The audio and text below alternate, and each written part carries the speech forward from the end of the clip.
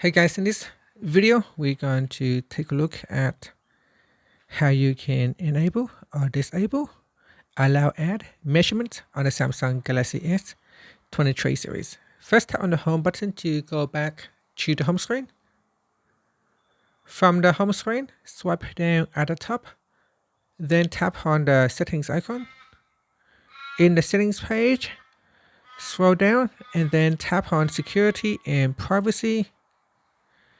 Next, we scroll down and then tap on privacy, then scroll down to the bottom and tap on other privacy settings. Next, in here, tap on ads, then tap on ad privacy.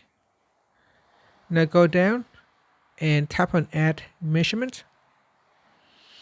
At the top here, you can tap on allow ad measurement toggle button to switch it off or turn it on. And that's it. So that apps and advertisers can request information from Android that helps them measure the performance of the ads. So if you don't want to allow ad measurements, just simply switch it off. And that's it. After that, you can tap on the home button to go back to the home screen. Thank you for watching this video. Please like and subscribe to my channel for more videos.